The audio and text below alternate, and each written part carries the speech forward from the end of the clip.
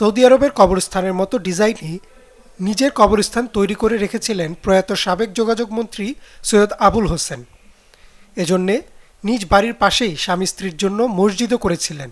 সেই হিসেবে সর্বসাধারণকে এক নজর দেখার জন্য শ্রদ্ধাঞ্জলির মঞ্চ প্রস্তুত করা ছিল।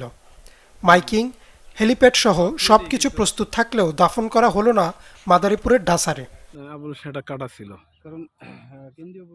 স্ত্রী আর সন্তানদের অনুরোধে অবশেষে সিরাজগঞ্জের এনায়েতপুরে শ্বশুরবাড়িতে দাফন করা হয় সৈয়দ আবুল হোসেনকে। এতে ক্ষোভে ফেটে পড়ে মাদারীপুরের হাজারো নেতাকর্মী সহ সাধারণ মানুষ। শুক্রবার বিকেল পর্যন্ত অপেক্ষা করলেও শিক্ষানুরাগী প্রয়াত আবুল হোসেনকে দাফন করতে পারেনি তার নির্বাচনী এলাকার মানুষ।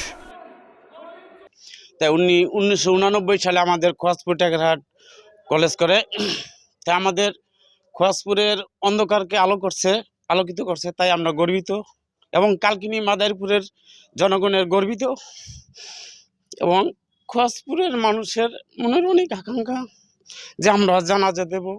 কালকিনি মাদারীপুরের জনগণের আকাঙ্ক্ষা যে আমরা জানাজা দিব। তা তাদের পারিবারিক সিদ্ধান্তের কারণে হয়তো আমরা আজকে জানাজা দিতে পারি নাই। এই দেশের যে উন্নত, এই দেশের ছেলে, আমাকে খুব আনন্দ, এটা গৌরব। এই দেশে আমরা খুব মনের থেকে খুব এটা কষ্ট পাইছি, খুব আবেগ। এই যত লোকজন এই যে আইসে ফেরত যাইতে আছে, চোখের কান্দনে আর বুক বেসে যাইতে আছে, খুব মায়া লাগতে আছে। মানে হে আমাদের দেশের লেগে খুব একটা গৌরবময় মানুষ ছিল। দেশের লেগে অনেক মানে অনেক উন্নতি করছে, অনেক কিছু যা মানে বললে বোঝানো যাইবে না। মানুষ যদি দুই নয়ন দিয়া এই দেশে আইয়ে দেখে, মানে ডাসার এলাকায় আইয়ে যদি দেখে তাহলে বুঝতে পারবে। আমাদের কালকিনিবাসী খুব কষ্ট পেয়েছে, কারণ আজকে আপনার ডাসার হয়েছে আপনার আবুল হোসেনের জন্য। আজকে কেন আবুল হোসেন এখান থেকে তার শ্বশুরবাড়ি নিয়ে গেল, মানুষ কষ্ট পেয়েছে। হাজার হাজার লোক আসছে জানাজার দেওয়ার জন্য, আজকে সবাই মনে কষ্ট নিয়ে এখানে আমাদের আবুল হোসেনের জন্য মানুষ কান্না করছে, দোয়া করতেছে। কালকিনি মানুষ আজকে তার লাশটা পর্যন্ত জানাজার করতে পারলো না।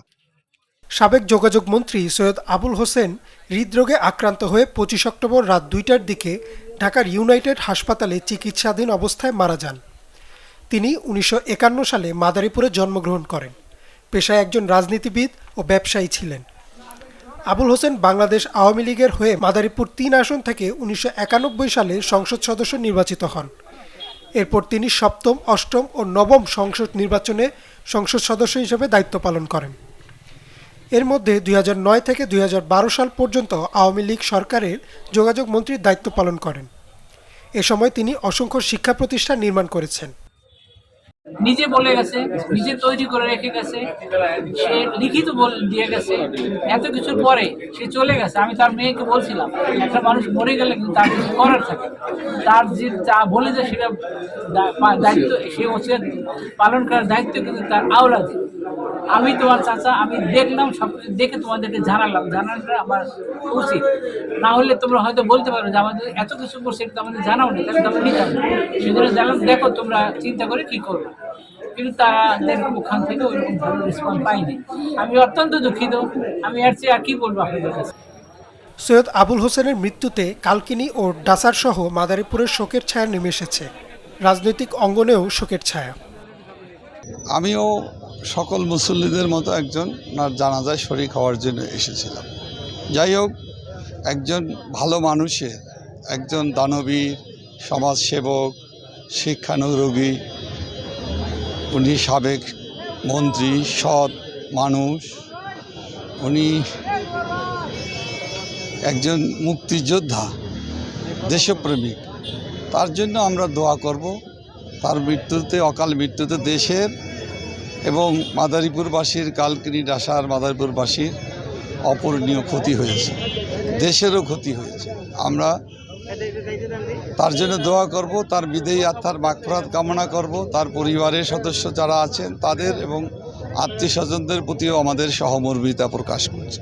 উনি এখন আসছে, উনি আমাকে বলেছেন, উনি এখানে বলেছেন যে ওনার ভাবি সৈয়দ আবুল হোসেন ওয়াইফ ওনাকে কল করে জানিয়েছেন প্রায় একবারে সিরাজগঞ্জে ওখানে দাফন করা হবে, আমরা ডাসারে ব্যাক করবো না। উনি আমাকে এটা জানালেন।